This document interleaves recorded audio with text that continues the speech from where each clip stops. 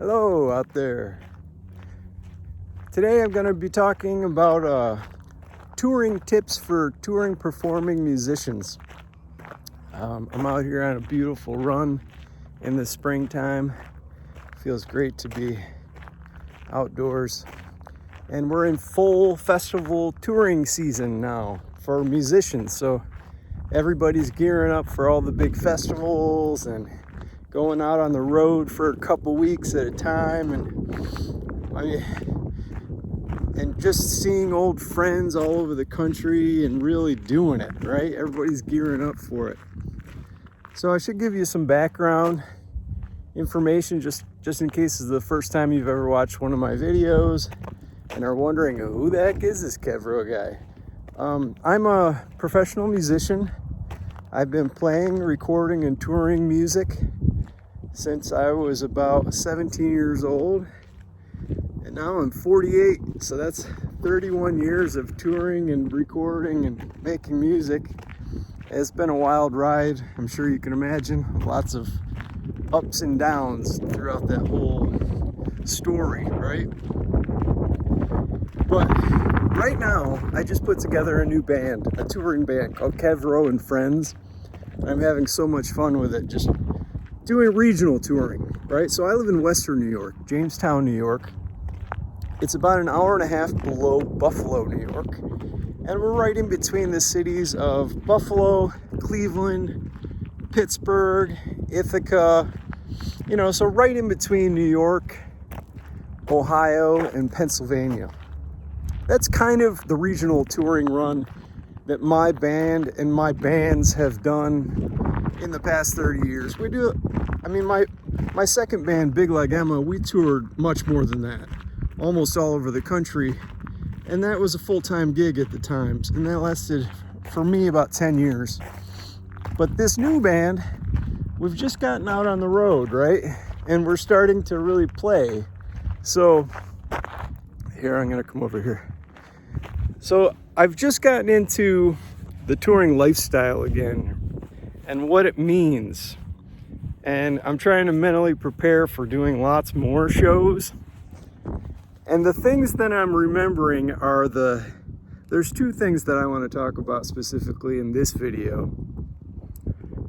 Pro tip 1 for touring bands: get sleep.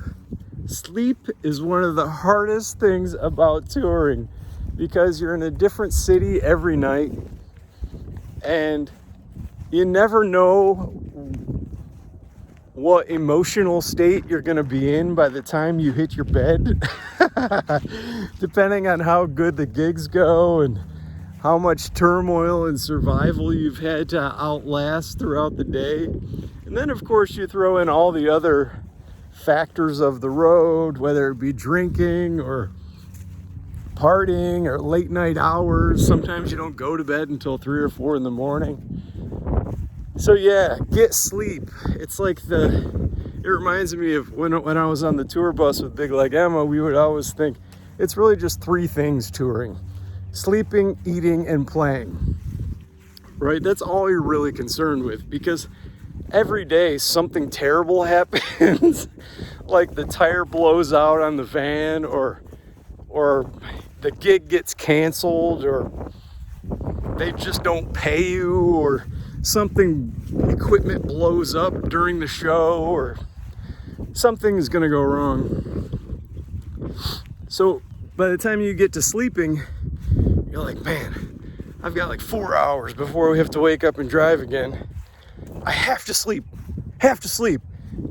And that pressure sometimes can make it so that you don't sleep. So if you have anxiety, I would say I'm kind of a generally anxious person, in a good way though. I've turned that anxiousness into positive musical energy. But yeah, get your sleep wherever you can, for sure. On the bus, before the gig, of course after the gig. Which leads me to tip number 2, nutrition. Those are the 2 things that are the hardest to deal with on tour, are sleep and nutrition. because the food is garbage. I can't tell you the amount of free pizza I've eaten in my life because what happens is the venue owner or the promoter or booking agent or whoever sets this up, they think, okay, I got 500 guys in my green room. What's the cheapest way to feed all those guys to get them up on stage? Pizza. And everybody loves pizza, right? So you eat a lot of free pizza to the point where on your rider or in the negotiations, you really have to say no free pizza. Like, I will take a salad with grilled chicken. Like, you have to be specific, otherwise you're always going to be served awful food, because who cares about the musician's nutrition as long as they play, right? And I get my door money, is what the venue owners are thinking. The other thing is the instability of the lifestyle. Like, there is nothing better than doing a 4-hour gig, hopping on the bus, traveling 15 minutes, stopping at a convenience store and getting a donut. It's like, carb me up, you know? A, I deserve this. I just did a great gig. Of course I could get a donut.